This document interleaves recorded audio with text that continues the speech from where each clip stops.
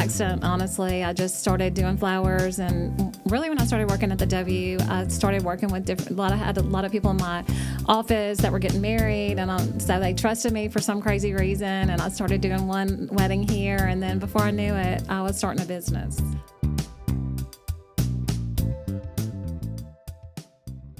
Hi, I'm Colin Krieger. Welcome to this week's episode of the Good for Business podcast. My friend Angie Atkins from Florals on Fifth and Events off Fifth. Is that correct? That's correct. And Angie's Catering and Floral Design. That's it.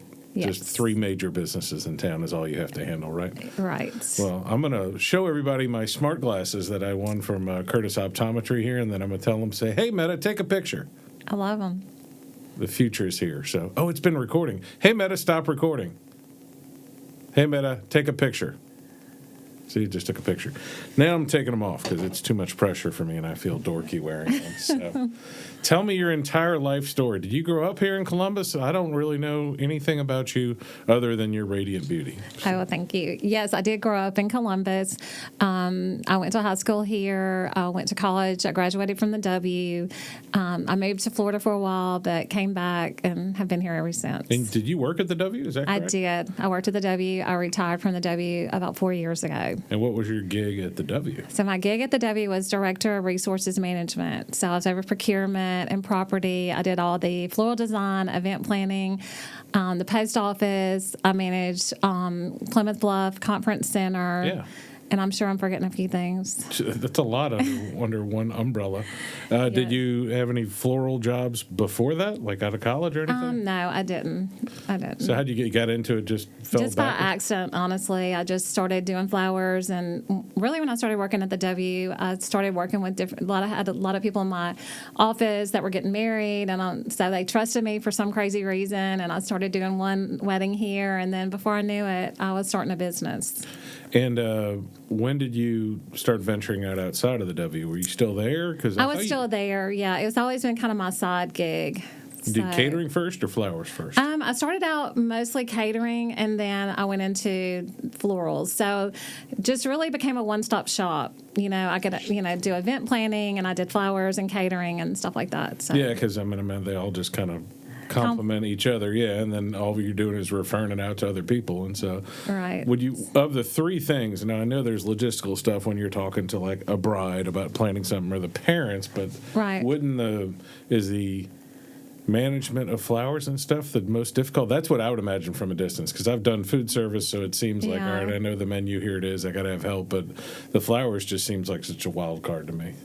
Yeah, planting flowers for like an event is not hard. When I opened the floral shop, I had a lot of learning to do. I'd never had retail space before, so trying to pick the perfect gifts that, people want, that was a little hard for me. And then finally I just had the mindset, I'm just going to pick what I like, and, hopefully others will like it as well, because you can second guess yourself to death when you go to market, and market is so overwhelming. There's so many great vendors there, and you really have to focus on, a few areas to make sure you get what you want. Well, and I imagine how challenging is it keeping up with flowers? Because I know restaurants, a lot of times the hardest restaurants are run as produce or bakery or stuff like that is because it's going bad in 1 or 2 days, and I know the flowers don't last forever. No, they don't last forever, but when they come in, we do cut them, process them, put them in the cooler. They'll last a couple of weeks if you take good care of them and stuff. And, I just have to make sure I have a good variety of everything, because you don't know. You don't know when you come in one day. You might have a funeral. You may have someone walk in that wants a certain flower you don't have. So it's really kind of a guessing game sometimes to make sure you have exactly the right product. How long does it take to get flowers in Mississippi? They come, I have several different sources. There's one wholesaler, in Tupelo, Mississippi. There's one in Tuscaloosa. And then I also go straight to the farms in Miami. So it just depends on where I'm ordering from. Okay. So you could get them in within a couple days? Oh, yes. So does that, I know that's inside baseball. So if if a big soccer tournament's come to town, Zachary stocks up on wings. Right. If I know that this time of year is busy for real estate, and Valentine's Day is busy. Right. I hate to ask this, but if somebody prominent passes away, do you think, I need to order some more carnations and we're going to have a bunch of displays? I mean, you don't really know. Yeah. You don't really know. You don't know how many orders are going to come in. I mean, sometimes the funeral homes will call me and give me a heads up that, hey, so-and-so just passed away, and I always try to make sure I have plenty of peace lilies. A lot of people, if they don't send real flowers, they want to send plants, dish gardens, that sort of thing. So I try to make sure I always have a good variety of plants on hand as well as flowers. Yeah, and plus, I mean, how long have you been in business in flowers? I've been doing flowers probably 25 years. Okay. Yeah. So you're not really the new kid on the block, but No, I'm the new kid as far as having a floral shop downtown Columbus, Yeah, but I'm absolutely. not new to flowers, no. I got you. And when was the first wedding you did? You were doing it for friends and helping? Or? Yes, I did it for friends. I mean, I did a friend's graduation party, and I told her, I said, this is what I need you to get. And I got there that day, and my friend had nothing. And so I just went out in her yard and started cutting flowers and, going through her closets and pulling out linens. And, she came back, like, she left for the graduation party, and for graduation, she came back and everything was done. And she's like, I don't know how you did this. And but she did have a lot of good flowers in her yard. And so I started cutting and just putting them in vases and just transformed her backyard. But that's what I love. Like, I love a good challenge. I mean, and that was a challenge. Well, combining food service and flowers, Yes. is especially with weddings and things where Yes. they don't get to see the final product till the day before, the day Right. of. And I'm sure there's some bridezillas and momzillas out there that are pretty picky. There are. I try to work with my clients until I know exactly what they want. And like the week before, I try not to bother them. I roll in there. I have a great team. So it's not just me. People ask me, how do you do it? And I don't do it alone. My granddaughter Emma works with me in the floral shop. I have lots of staff that works with me, and catering, and I have designers. I have a couple of designers that are MSU students that come in, and they're actually taking floral classes, and they're wanting to get some hands-on experience, and they're very good. So I have a great team. I'm lucky to surround myself with really good people. Yeah, well, I think people who don't think about it and may see it from a distance think like you're just jamming a bunch of stuff in a pot. But I've been around, Ralph Knoll is an Yes, acclaimed he's amazing. Yes. designer who's been in magazines. Yes. He lives here in Columbus, and he's semi-retired for the last 20 years, Yes. but he still brings out the Yes. thunder every once in a while. He does. And so it's interesting to see how y'all look at it compared to other people who may go, I was going to shove some flower. Like some Yeah. husbands will shove some flowers in a jar and Yeah. take credit for it. So Yeah, there's a formula to designing for sure. Yes. And so you did your first wedding while you were at the W, or were you younger than that? or- Probably my first wedding was for some friends at the W. So I would say that's kind of where I was at community counseling before that, and I was over food service there, and I was in charge of a lot of events. So I did do some flowers for community counseling as well. So I think it just kind of evolved more once I started doing more events and stuff. And I've had some catastrophes too. I'm self-taught. People ask me, "Did you go to school for it?" And no, I taught myself. There's a lot of mechanics to doing floral design. If you start with good mechanics, it's not that hard. Now, as far as the catering and stuff, how far out do you go, like distance-wise, from Columbus? I go to Alabama. I go to Tennessee. Florida. You did one in Birmingham. You said the other day, I did right? one in Birmingham not too long ago. So I travel. We'll take the craziness on the road if we have to. And What are the biggest challenges that come up when you're serving food that far away? Oops, I forgot a fork. Yeah, you don't want to be out in the middle of nowhere and not have your supplies. And again, it goes back to my team. We go through the menus. We go through the number of guests. We make sure we have all the supplies, seasoning, trays, serving pieces, whatever, when we roll into, especially out of town event, because we want to make sure we're prepared when we get there. Yeah, I know a couple of people who are doing some of the high-end building stuff at Smith Lake, and I asked him how you got there, and he's like, you can't survive here if you don't have systems and if you forget Right. stuff. Because he goes, you forget a screw here, it's 45 minutes or an hour. Exactly. So there's none of this Jake Leg stuff where, like, we start the job and we're like, oh, we forgot the putty, and you're like... I have several friends that have houses at Smith Lake, and I know that to be the case. You've got to be prepared. With That's stuff the like worst that. feeling. That's why I tell her it's the worst feeling when you pull up to the house and you forgot the mayonnaise or the bourbon, and you're like, this weekend's ruined because I don't want to drive an hour, depending on what part of the lake on. Of course, Exactly. the east end of the lake now is getting really heavily developed, so there's going to be a lot of stuff there. And but if you're on the Crane Hill end or the other parts, like, it's Yeah. 30, 40 minutes unless you get that one gas station that's hooking you up. So, Absolutely. what's the most remote wedding you've done, like as far as being far away from distance to Target or distance to Walmart? I've done some like in Tampa. I went pretty far out, and I didn't know the area. I would say that was probably the most challenging, is to go to a state where you really don't know a lot of people and you don't know where to source everything from. That one was a little difficult, but most of the time I check out the area before I get there, and I know what's available in the event that we have an emergency or we need something. So when you do the distance stuff, are you more just the planner, or are you doing the catering too? Some of the distance stuff, it just depends on the venue. Some venues, don't allow you to do, food. They only allow you to do flowers. So it just depends on the venue, what they allow.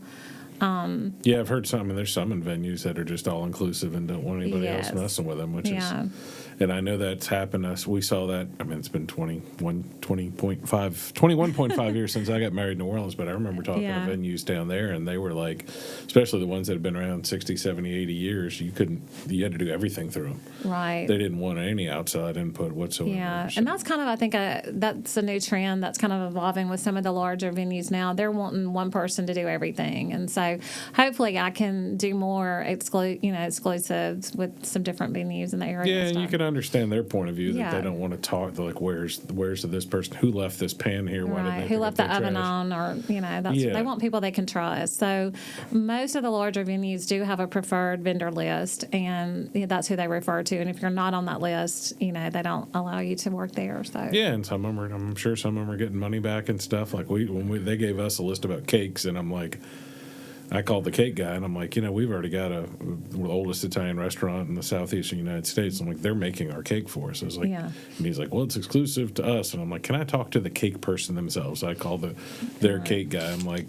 I was like, I know their cakes were like $800 to $1,800. I'm like, listen, I'm getting a $3,000 cake, but they're giving it to me because they're my friends. Wow. I was like, can I just hand you $500? And he's like, I don't understand. I'm like, you don't like, are you going to really make $500 on a $1,000 cake? He's like, well, it's none of your business. I'm like, can I just hand you $500 and I'll just bring you the fancy cake the day before? And he's like, oh, I don't have to do anything? I'm like, yeah. I was like, same difference. But like the person who ran the venue was like, you can't do that. And I'm like, what do you care if the cake guy is happy, Right. Most of the venues around here, they're very easy to work with. I know when you go to some of the bigger cities, they'll give you 3 hours ahead of time to set up.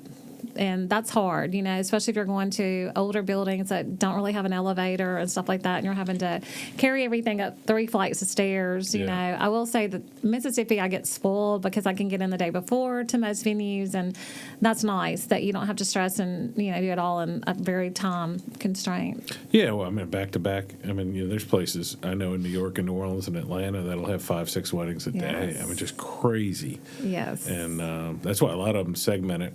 Whether in New Orleans, almost everybody gets married at church and reception. There's not a lot of everything in the same place thing. Whereas I noticed, at least with some of my younger friends here, a lot of them do everything in one place, at the barn or the place or whatever. I think, I think the new trend is, I do see more brides in 2026 going to a church and then going, to a venue for the reception. So, I think maybe they're transitioning back to a church wedding. Well, I think as you've got a whole crop of people whose parents are a little older, who had kids later in life, and the parents are going to be a little more church-oriented and want to at least put on a show that they're doing it. So exactly, yes. So how long have you had, which came first, events off Fifth? The catering you were doing on your own, so... Yeah, the catering came first, and then this building came available. I was on Fifth Street, where the Pilates studio is now, and I was there until the owner wanted to sell, and I was already starting to kind of outgrow it at that point. And so when the current building came available, I think it's about 10,000 square feet, give or take, and it was a big jump in rent and stuff like that. But I love the building. I fell in love with it, and I'm like, somehow I'll make this work. And so I've been in the current location, I think, almost 13 years. So it's like home to us. We love it there. So, but between me and my daughter, we have 3 buildings downtown Columbus. So we believe in Columbus. Because she's Alley Cat's Boutique. Yes. She's right next to the Pilates studio. Yes, she is. Right there, and she's rocking and rolling there. She is. She's got young women's clothing. Is that the best? Is it all women's clothing? I think she has like a good variety for like younger girls, but also people my age can go in there and find stuff. So I think that's the key, to have a little bit of everything to appease to all the different, age groups. Yeah, and I call that section from, Cafe on Main down to where your new shop is. Yeah. That's my classy alley is what I call it. It's not an alley, but I was like, oh, there's bride and groom, there's y'all, there's a couple of attorneys. Like, it's a little fancier, stepping up their game. So talk about how you got the Hollyhocks building and how long you've been there. I will be there only a year in June. We took over in June, and then we came in and did some painting and did some things. So June will be a year that we have been there. So I apologize. My phone is making crazy noises. She's getting calls and stuff. So I think I dropped my phone in a sink this morning. Probably, I know. So yeah, we love the Hollyhocks building. We did put a wall up so that we could design, and part of it, the back area, and then the front space is retail space. So I just heard about it one day. Barbara Bigelow mentioned the possibility that Glory might be closing, and I immediately gave her a call, and the rest is history. We signed a lease, and be there a year. Good to hear. So what are y'all selling inside of there? We sell all sorts of things. We have a lot of gifts. We have pillows. We have home decor. We have jewelry. We have pajamas. We have a good variety. Pajamas in there? We do. We have graduation gifts. So we're trying to be, a one-stop shop for a lot of different things. We have candles. Have a really good candle line. We have mop soap, and we have a lot. And then we have flowers. Well, because what you have been championed by several people. We're in a B&I group, Business Network International, that meets every Thursday at Events Off Fifth at 8 o'clock. If you want to come visit us, by several men in the group, that you're the best last second place in the world you can go, because it's not the Kroger flowers that are wilted. You actually can put together something. I know you don't want everybody coming last minute, but I'd say 70 to 80% of men are getting last minute and that's gifts. fun. We love those last minute people. I mean, we had 3 people walk in yesterday, and they were like, "Can I get a dozen roses?" And then one man came in, and it was his wife's. It was their anniversary, and so he picked out some really nice gifts. I mean, he knew what he wanted, and he came in, and we'll gift wrap and everything. So he was happy when he left. And there was a man that came in to buy a baby gift, which you don't see that a lot, but he came in and he bought a baby gift, and he wanted some flowers, and he was very particular about what he wanted. So he's a repeat customer too. So we try to treat all of our customers like family. I mean, we want them to be able to call us, and we'll throw something together last minute for them, gift wrap them, and have them out the door as quickly as we can. So and how many square feet are in that building? It's not as big. It's like 2,500, I believe, somewhere in that neighborhood. So not huge, but when you start trying to fill it up with gifts and stuff, you can spend a lot of money in a short period of time on gifts, and I've found that out too. So because every gift looks adorable, and you're going to have 5 of them because you have to have some of them in the back too, absolutely. Right? And I'm not good at math, so when I went to market, I tried to do some girl math, really fast in my head, and when I came back home, Emma was like, "How much did you buy?" Like, we just keep getting box after box, but it's good stuff. Fortunately, we've been able to sell it.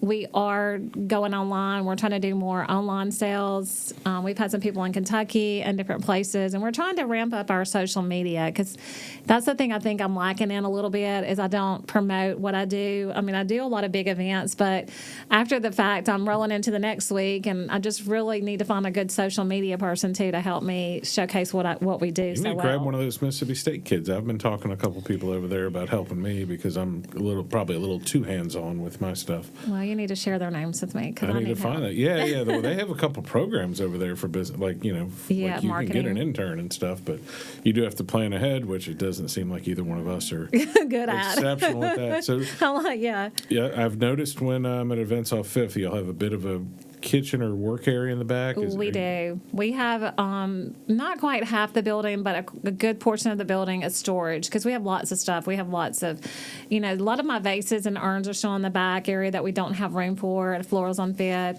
We have like a lot of serving pieces. We keep all of our supplies, our plates, cups, forks, napkins. We have a section for that. So, yeah, we do. And we have a commercial kitchen there. And we have big ovens and all that. So, about not a little less than half the building is for storage and stuff. Okay. Yeah. And how many? So this is the season. I mean, is it starting right now? Pilgrimage through wedding season. Yes. You do a lot of pilgrimage stuff. I do some pilgrimage stuff. This past weekend, we did the JA ball, we did the King's dinner, and then we did the brunch at Events Off Fizz. So that's all of it. Yeah. Yeah. So it was great. It was great. Well, a shout out to Whitney Ferguson for putting it together. I mean, like I didn't get to go to the event because my wife had surgery on Friday, but like the all the photos from the decor. Yes. So that's you. Okay. Yeah. I was wondering. It looked pretty fancy. So yes, Whitney did all the decor and stuff, and it was. I saw amazing. like she had everybody's kid's picture on their table. They had a kid there, and like all that. So they're some of the her and her husband Scott are some of the most considerate people. They are, but a shout out to Scott too, because there was an amazing tunnel that you walk through when you come in the front door of Trotter. And it was beautiful. And I saw the video, and I was like, I thought it was at the Trotter was the first thing I thought. It didn't look the same way. It was so totally different, and that was her vision. I applaud her because that is a big trend now, walking through a tunnel at events like that with, greenery and flowers.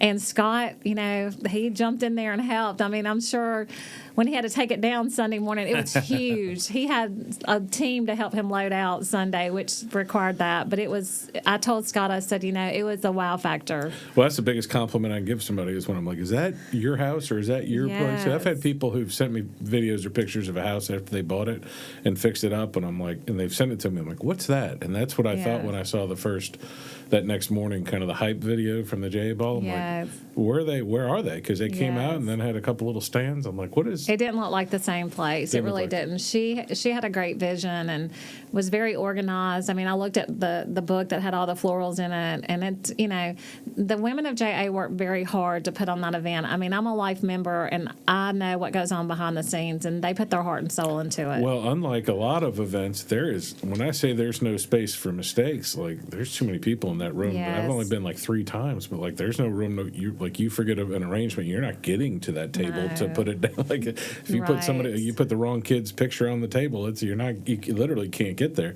Right. Was it buffet or table service? It was a buffet. It was downstairs, everything was upstairs, but then they came downstairs. Typically they have a breakfast, but this year we did heavy appetizers, and we had like a huge charcuterie board, and we had heavier appetizers, and it seemed like it worked well. I mean, we're getting positive feedback, so hopefully it was. Yeah, I'd always heard the breakfast thing, and people I was like, I don't understand why y'all have a breakfast thing. I can't complain about the pageantry and the big thing because I grew up in New Orleans, and I owned a tuxedo when I was 13. Like it was that was just part of life down there. Was going to different cotillions and balls and stuff like that. Like even if you weren't legacy old family stuff, you were still going to so much stuff. Right. Y'all love parties. Yeah, I'm not against them. And so, and shout out to the JA. I've said this, I became more familiar with the actual work that y'all do when Lindsay Clemens came in and really, I don't know about kick down some doors, but man, she did a lot of stuff. And seeing when y'all probably brag less about what y'all do in the community than any other group. They probably do. I mean, they help a lot of children and a lot of families in this community, and I don't know that people really realize that, but they do.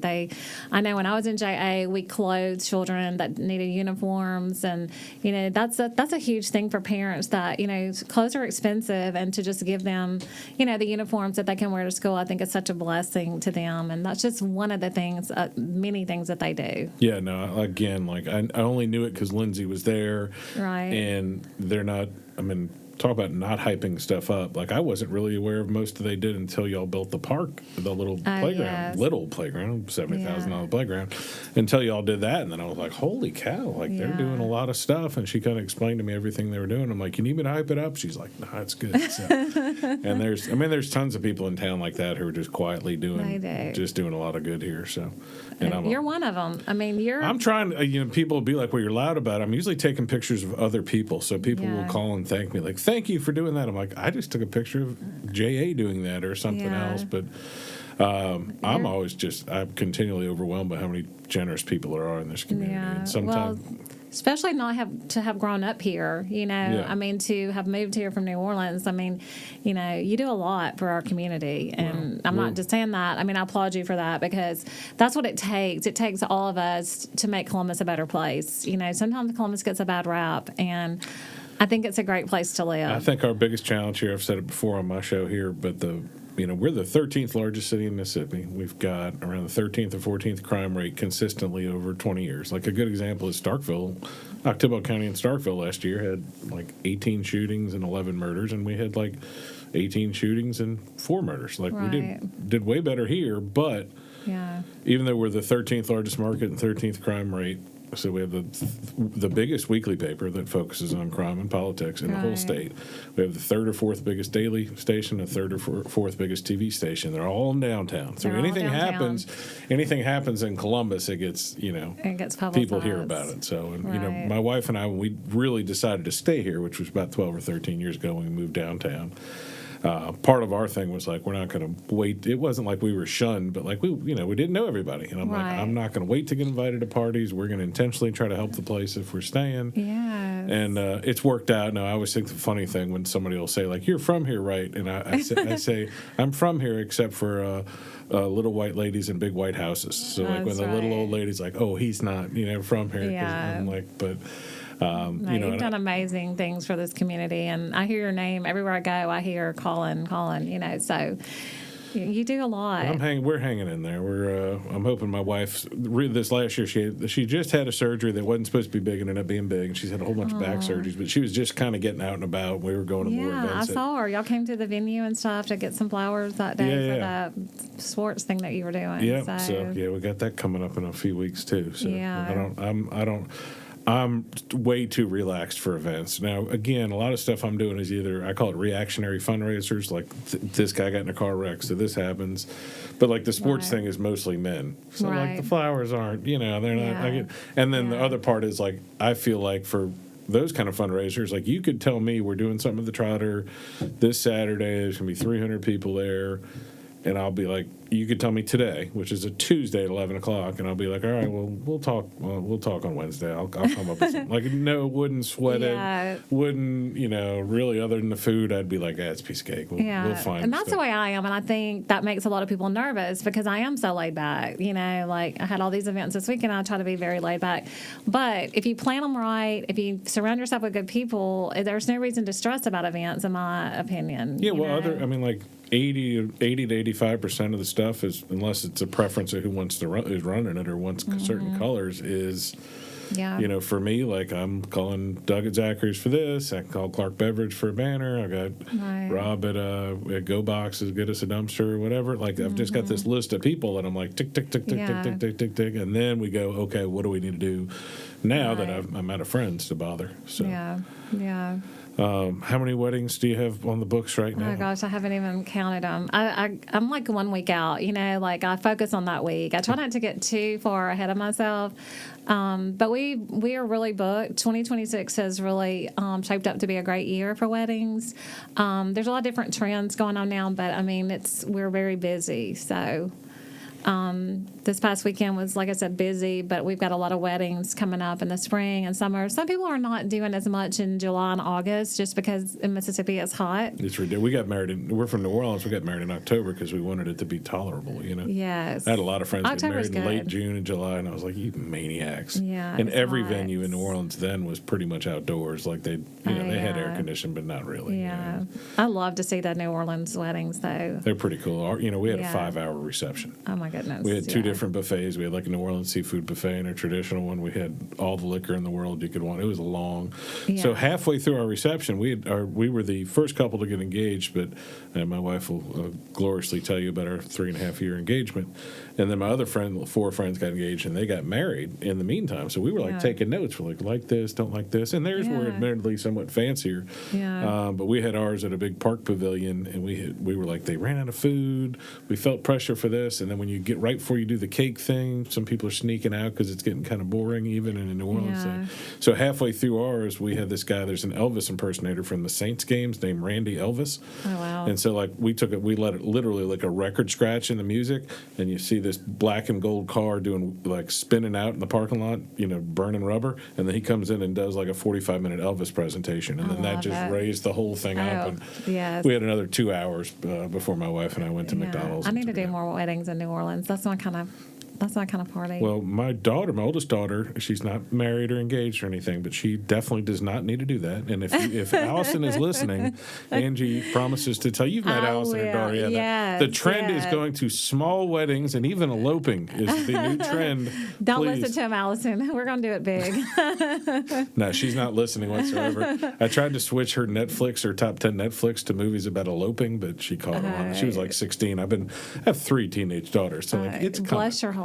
It's coming. Bless your heart. One of them could elope. I'd be very happy with that. But just give them the money. Yeah, man, there's no money left. So we'll see. I've got some friends I'm 50, so I got some friends a little older than me who are already getting hit with the big wedding thing. And most of my old friends in New Orleans are getting hit right now, and they're like, I'm like, man, that's tough. I think New Orleans is probably a more expensive market than around here. Maybe Allison will stay in this area and get married. Maybe not. We'll see. She's dating a boy from New York. So New York. That's a nice place to get married. Yeah, I guess so. So don't worry, Colin. We can ship the flowers there and work out of a hotel room and we'll make it happen. I've done that before, so it can happen. They've only been dating a few months. Let's let's not rush it. Yeah. Let's not rush it. Oh no, that'll kill me. So I don't even want to think about that. I know. Babies leave. Now, how many kids do you have? Or I have 2 daughters. I have my daughter is 41 and my stepdaughter is 41. So did you have them when you were 6? No. It's impossible. Yeah. So one of them runs Alley Cats, and what's the other one? My daughter runs. And Amy, she's back in town. She's been in Texas, and she owned her own company. She was like an EMT, and she worked on oil sites and stuff like that, and provided EMTs, for those products. So it's been a bad year for Will out there too. Yeah, so that stinks. Is he doing anything exciting here? Cutting flowers with you? No. I would have a hard time working with 2 of my 3 children. Would not. Yeah, enjoy. I work with my granddaughter Emma. She helps run the store, and so I get to work with her every day. I joke that she's my she's my boss. When I want off, I have to go ask Emma, hey Emma, can I have the day off? And stuff. But no, I enjoy working with her. She has a good eye for stuff. She knows what the younger group wants, and she orders a lot for the store, and she does all the inventory. That's not what I'm good at. Putting all that stuff in the computer and making sure we have barcodes. I mean, that's a necessary evil of what we do now that I've never really had to deal with. Dealing with SKUs and all that, and so she does a great job handling all that for me. So the best story I have about SKUs is I worked for Papa John's, regional Papa John's, and a little touch with corporate Papa John's, and we get all our stuff in our stores and everything. The trucks, when they check it out, they're scanning them with the SKU, and there's some kid in Des Moines, Iowa, like a store manager sends an email to corporate, and he's like, well, I have to do inventory 2 days a week you're supposed to do it every night, but you do a real hard count 2 days a week. Yeah. And he's like, could I get one of those scanners to do it in the store? And I mean, they just went, that's so smart. They just go, and then they could adjust it for that bag of pepperoni that's not in the box. It probably saved 1 million hours a year. Literally over 4,000 stores instead of going 1, 2, and doop, doop, doop, doop, doop. And then they made little scan things for a half bag of pepperoni and that. And I was just that's my only SKU story I got because John Snatter, who ran Papa John's, who went down in flames and it was kind of crazy, that was his thing. He's like, we have too many SKUs. We have too many items in the store, too much variety, not enough stuff making money. Right. What's bigger locally? Mother's Day or Valentine's Day? I would say probably Valentine's Day, although Mother's Day is a close second. We did a lot. Some men will send their girlfriends flowers, but a lot of them will definitely send their moms stuff. So last Mother's Day was really busy, and so we kind of anticipate that this year. We're going to try to be ready for it. There's a lot of prep that goes into big events with flowers, and so hopefully we'll be ready for that. What's more last minute, though? Probably Valentine's Day. Yeah. Yeah. This past year, we learned a lot the first year that we were open. So we had like a big refrigerated truck that we made flowers ahead of time and put them in the refrigerated truck. Also got a big container from Go Box, and we put it out on the parking lot. So, we worked a day ahead, and that worked out really nice. So definitely learned a lot the first year, and being prepared is where it's at. I can imagine guys just 4 o'clock walking in there like, I need some flowers. On Valentine's Day. Yeah, I'm positive. Yeah, So. and there were some, Valentine's Day was on Saturday this year. We still had some walking in on Monday. So, Well, I have 3 daughters, so there's occasionally times I feel pressure to get flowers for everybody, too. Yes. Where you're not just the wife boss. Right. I've had some men that do that, too. They want their daughters to feel just as special as their wives. So, yeah. And that's sweet. Yeah, it really just depends on how they act that week, whether they sassed me or backtalked me. Who's doing the delivering for y'all? Do you?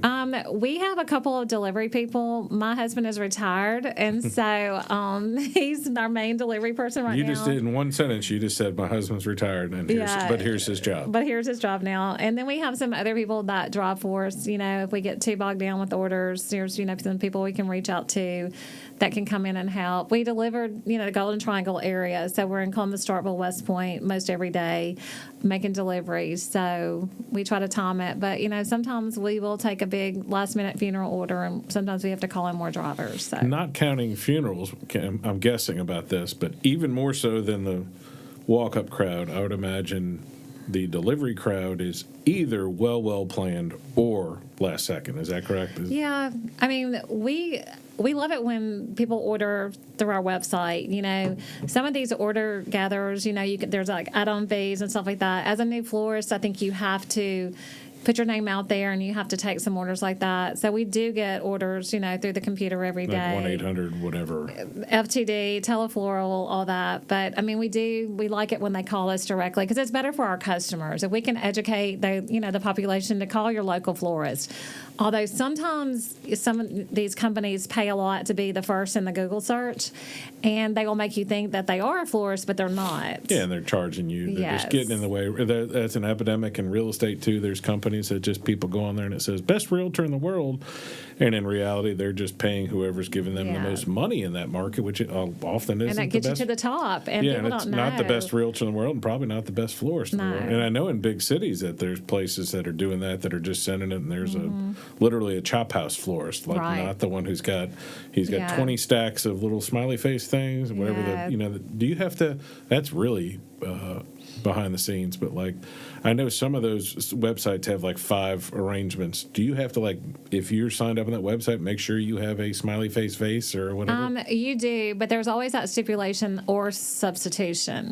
We can substitute if we don't have the exact vase and stuff like that. So if we get an order for something we don't have, then we have to go back to them and say, hey, we do not have this exact flower. We do not have this exact vase. Is it okay to sub?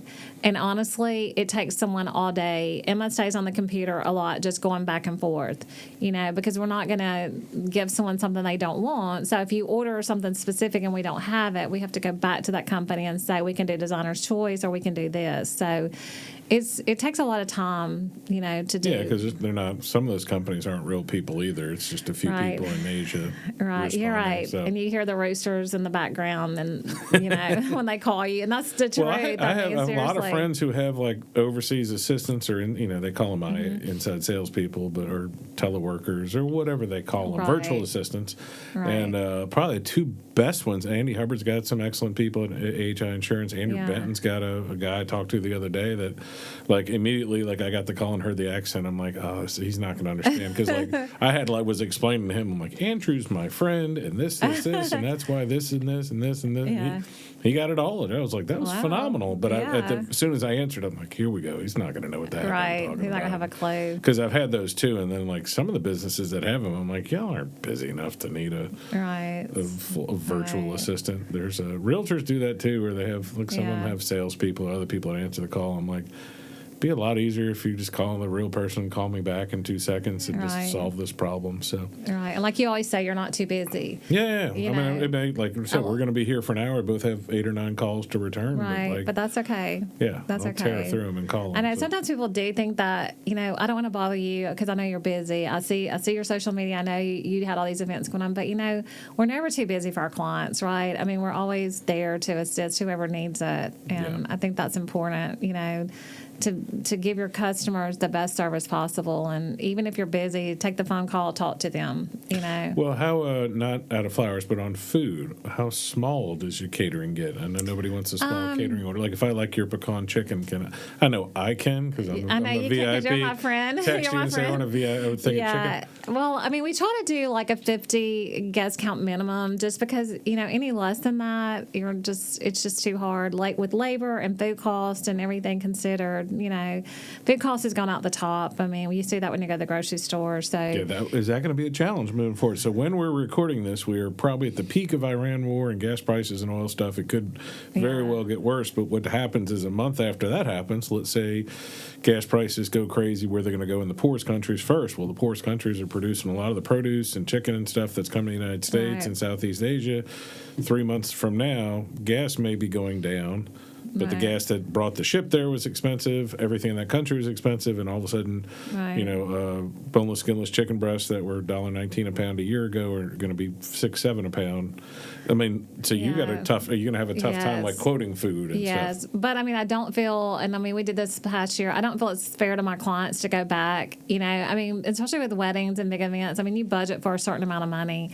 We don't go back to them and say, "Hey, you owe us extra money." I mean, what we quote today is what we live with, and it's a gamble. But I feel like that's why I say the argument goes the other way in the food service industry. It's like nobody gave you a discount when it went back down, right? Because we all got used to paying certain prices for stuff during COVID, and a lot of those prices went back down, and nobody really went like, we still paid the price. So. And especially when the big commodities like I said, boneless, skinless chicken, and one of your main ingredients is skyrocketing in price. Right. I'm still fascinated at the age of 50 that chicken leg quarters at the grocery store still cost 30 cents, 40 cents a pound sometimes, and I'm like, this makes no sense. I love telling this story, and I don't think I've ever told it in public, but so I was real good friends with this. So it was a Korean family that owned a Chinese restaurant that had seafood in New Orleans. And, back then you would hear, there wasn't internet, so you'd hear a rumor about like, oh, people eat cats and dogs. And so I'm like, y'all are Korean. I was like, can I ask y'all about that? I'm like, have I ever ate cat or dog here? And the guy was very sincere, and he's like, why would I give it to you? I'm like, what do you mean? He goes, well, they would explain, like, if we eat a dog, we have to watch what it eats. It can't have all the shots. That sort. I'm like, so you do eat dog? He's like, yes. And he goes, is it here? And he's like, sometimes. I'm like, are you feeding that to us? And he goes, the best argument ever, and it made me feel so good. He's like, never. I'm like, why? And he's like, chicken's 20 cents a pound. Like the stuff they use is probably the cheapest chicken at a Chinese place. And he's like, why would I give you cat or dog, which I consider a delicacy and I have to be careful with because it's illegal here. Right. When I can give you the cheapest chicken in the world and you're perfectly happy. And I'm like, that's a great argument. And he's like, would you like to try some dog? And No, I'm like, no, I would not like to try. No, thank you. I like fried dog too much. Yeah. No. Man, they had great Mandarin chicken, though. So yeah. I know. But it wasn't cat, though. So I was very excited about that. Yes, absolutely. So if people need to find you, you want to go ahead and give the pitch now to where they can track you down. Because I don't want to keep giving out your personal cell phone number that your empire is so big. So, I mean, we do have a landline at Florals on Fifth. That number is 662-570-1810. You can order flowers online, or you can call the store to order. I still use my cell phone mostly. I have an assistant, Jimmy Nell Davis, who also has a phone. She'll take calls and she does quotes and estimates and stuff like that. So, between the two of us, we pretty much handle the orders. My mom, funny story, my mom is 80. She'll be 86 in June, and she still works with me. And she and I kind of started the catering business. So she still works with me, and she does all the ordering and does, the menu planning and stuff like that. So it's kind of a family operation. And then we have others that have worked with us over the years, and they are like family to us. Yeah, y'all's catering crews can be pretty big, right? Yes, depending on the event, yes. So you have like 6 or 10 core people, and then after that you're kind of begging for help sort of thing? Yeah, we have our good crew that's been with us. I was talking to a girl the other day, and she's like, Angie, someone asked me how long I've I've been working with you. And then she's like, I said 3 years. She's like, no, it was more like 6 or 7 years, And I said, yeah. I said, time flies when you're having fun. But we do have a lot of fun. I try to treat people with respect. We laugh a lot. We work hard. But you've got to find some, humor in it from time to time, just so it's not just so. I mean, catering is the hardest job you'll ever do. Yeah, I did food service for 20 years, and my stepfather did catering, and I've been around it. And like the only thing I dislike worse is the sound of the bus breaks outside of a restaurant where they don't call. I witnessed it the other day at Chick-fil-A where a bus full of like 90 kids. Oh, yeah. And I'm like, did they give you a heads up? And you just see this look, and there's one dude, and everybody's on break, and they're about to get me in the weeds. Yeah. And but catering in the same respect, just trying to do seeing 200-300 people events where everybody's got to eat in 25 minutes, and then you have they don't realize like I told you 3 times that we needed to open both sides of the buffet, or I need to portion the food and not let people scoop it out. Then, I think that's the one thing COVID taught us too. Like we still serve. A lot of times heavy appetizers. You don't want everyone touching it, and then it gets people through the line quickly too. And also, if I'm being honest, it's about portion control too, because people in the South are not good about RSVPing. Yeah. And when they do that, I mean, when you show up on location and you're catering based on what they told you, if you scan the crowd and go, oh, okay, instead of 200 people here, there's 300. And we pad it. Like, we never run out of food. But, you might have to cut back on the portions. That's all you can do right at that point. But yeah. Yeah, and that's where it helps. Like, I'm planning now for my charity crawfish boil. And the biggest thing we learned along the lesson there was putting other food out there to take off. And so, like, the crawfish may start at 1:30, but from 12 o'clock on, I got hot dogs, hamburgers, and chips and other things, salty food that people will eat to just hopefully take a dent in. Yes. Because there's always going to be about 20, 30 people out of 300 that are going to eat 10 pounds of crawfish by themselves. Right, and I'm probably one of those people that don't eat crawfish. It's a lot of work. Yeah. So, I'm happily married now, but I had a girlfriend my senior year of high school who, she grew up in a Hispanic family, and so this was spring semester, senior year of high school, crawfish boils everywhere in the world. So, I mean, like 2 a weekend at least. And then everywhere we went, she wouldn't let me touch it. She'd peel them and do them like that. And I just remember, I'm staying with this chick forever. I was like, what a saint. She's peeling the crawfish for me. Yeah, it's a lot of work. It is a lot of work for a little food. And I eat them pretty quick, but, I just don't want to cook them. It's a lot of work to cook them. Yeah. So get other people to do it outside. Yeah, I'm just going to. Yeah, so now I'm past that. I have all the rigs and all that stuff, and I just let other people do it. What do they call the Tom Sawyer thing where Tom Sawyer painted the fence wrong until everybody got mad and did it? Yeah. I haven't cooked crawfish in my house in 15 years because, I'll do something like messing with it. My neighbors will be like, what are you doing? I'm like, putting eggplant in there. And he's like, you can't do that. Get out of the way. I'm like, all right, I'll get out of the way. And then I step aside and they cook the crawfish. Smart man. Yeah, let them be the experts, So. Exactly. All right, so we know where to find you for Florals events off 5th, same number, or just just a one landing zone is what it is? Yes, we try to keep it simple, especially when you have multiple, businesses. It's easier just to kind of keep it self-contained. So. Okay. And are y'all doing, I know next Saturday is the Stella Shouting Contest. Have they come back to you to be on your porch yet? I mean, they haven't. I don't have the balcony. That's, Maurice and Gloria still live in the apartment upstairs. So that's kind of their space. So I don't know if they're doing that or not. Okay. If they want to yell in front of the floral shop, they can. But I think last year they did it on the stairs on the side of the building across 5th or something, so I don't know. Yeah. I'll follow up with them and see if it makes a cut. They're welcome. Yeah. All right. Well, that's it. Thanks for coming on the show. It's been Angie Atkins from Events Off 5th, Florals on 5th, and Angie's Catering. Is that everything? That's it. And Floral Design. Thank you so much for having me. All right. Thanks for coming. It was fun. Hey guys. Thanks for listening to the podcast. My name is Colin Krieger, and my day job is real estate. If you're looking to buy or sell, I'd love to talk to you. Or if you just want to sit and talk real estate in a no-pressure situation, I'd love to help you. I work with RE/MAX Partners in Starkville, Columbus, and West Point, Mississippi. I can help you find an agent anywhere in Mississippi or anywhere in the country. Just reach out to our office at 662-327-7705 or find me anywhere when you type in 662-329-SOLD.